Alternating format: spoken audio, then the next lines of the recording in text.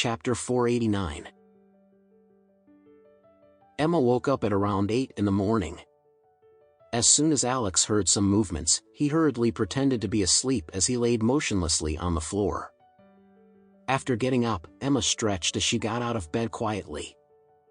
When she looked at Alex, who was sleeping on the floor at this time, Emma could not help but feel a little distressed. Ever since Alex married her and became the son-in-law of the Richard family, he had been sleeping on the floor for more than 3 years. When they first got married, Emma really did not care much about Alex and she did not have any feelings for him. However, after spending so many years with him, Emma did not know why she felt particularly safe with Alex by her side. Sometimes, Emma was even afraid that Alex would suddenly leave her.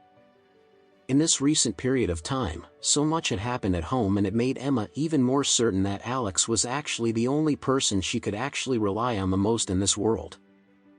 Aside from Alex, all of her close relatives were not reliable at all. Of course, there was no need to even mention her grandmother and the rest of her relatives. They did not consider her as part of their family at all. As for her own mother, Emma was also completely speechless.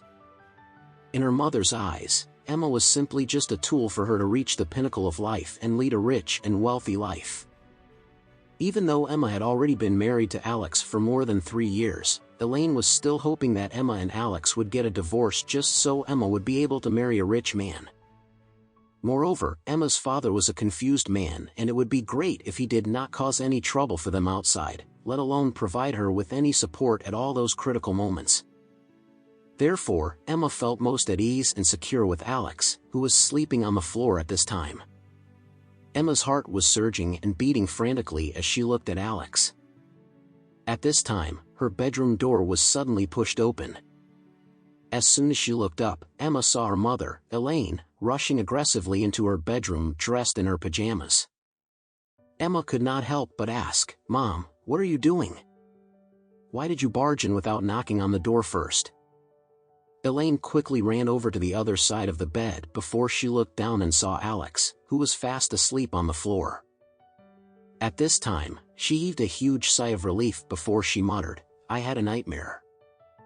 I dreamt that you were pregnant with Alex's child. Oh my God. That almost scared me to death. Therefore, I had to come over to check if Alex is sleeping on your bed. Fortunately, he isn't."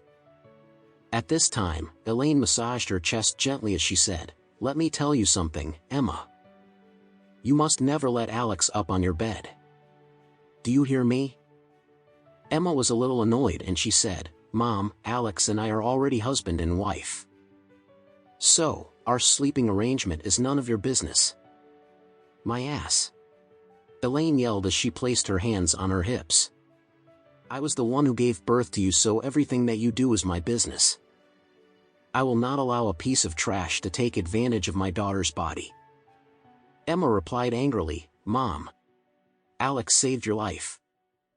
At this time, Elaine left one hand on her hip as she swung her other hand and replied indignantly, "Don't talk to me about that useless piece of trash. I, your mother, have been living in this world for such a long time and the only thing that I've ever relied on is being heartless." After that, Elaine said, "Emma, you have to be a smart girl. The most valuable thing that you own is your body.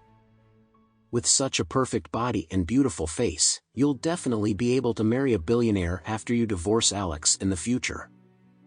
Wouldn't our family be living a good life then?" Emma flicked her quilt angrily before she said, "I can't be bothered to continue arguing with you. I'm going to wash up now." "Hey, you kid." Elaine hurriedly chased after Emma as she wanted to continue educating her. After the both of them left the bedroom, Alex opened his eyes with a sullen feeling in his heart. This devil mother-in-law of his was really a terrible person. He would have no choice but to teach her a lesson someday.